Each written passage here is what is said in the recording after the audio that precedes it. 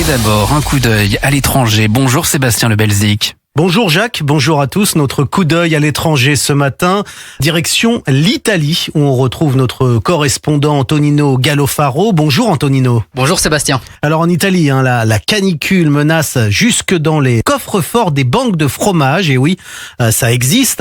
Des centaines de milliers de meules de parmesan servent en effet de garantie à des prêts bancaires.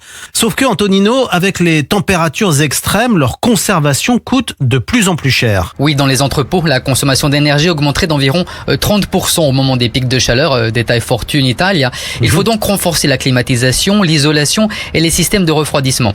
Le média économique raconte que plus de 500 000 jeunes meules de Parmigiano Reggiano sont par exemple conservées dans les entrepôts du Credito Emiliano, une banque entre Reggio Emilia et Modène, pour une valeur supérieure à 300 millions d'euros. Depuis plus de 70 ans, cet institut financier accepte les meules comme garantie. Le producteur de fromage peut ainsi obtenir immédiatement une partie de la valeur de son fromage sans devoir attendre les années d'affinage. Oui, mais Antonino, le problème commence même avant que les meules n'arrivent dans ces fameux entrepôts. Exactement. Le site spécialisé alimentando.info insiste sur ce paradoxe. Pour fabriquer le parmesan, il faut d'abord du lait et la chaleur frappe directement les élevages. Quand les températures dépassent les 40 degrés, les vaches mangent moins et produisent donc moins de lait. Le site rappelle que la baisse peut atteindre 10%. Le Corriere della Sera, lui, parle d'un stress continu pour les animaux. Il rapporte que des nouvelles pathologies apparaissent désormais dans les élevages. L'association Confcoopérative confie au journal ne pas se rappeler d'une période avec autant de jours consécutifs avec ces fortes températures. Cela veut dire que les animaux ne réussissent plus à récupérer durant la nuit. La situation est d'autant plus grave que dans cette région d'Italie, il est toujours plus difficile de garantir de l'eau aux élevages.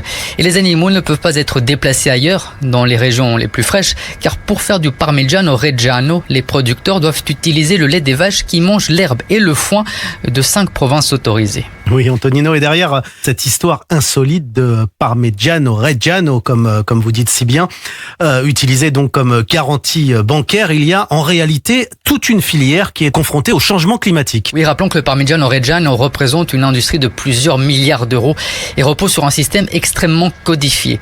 Les banques du fromage permettent de résoudre un problème financier, avancer de l'argent aux producteurs pendant que leur fromage prend de la valeur. Mais aujourd'hui, explique Fortune Italia, le changement climatique ajoute un nouveau risque. Il faut dépenser davantage d'énergie pour conserver les meules, tandis que les vaches produisent moins de lait.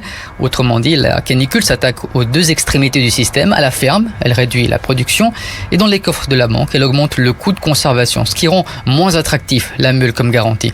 Ainsi, ce système, seul cas au monde où une banque prend un produit alimentaire comme garantie de ligne de crédit, est menacé par les canicules et le changement climatique. Merci Antonino, vous êtes le correspondant d'Europe 1 à Milan en Italie, et à demain pour un nouveau coup d'œil à l'étranger.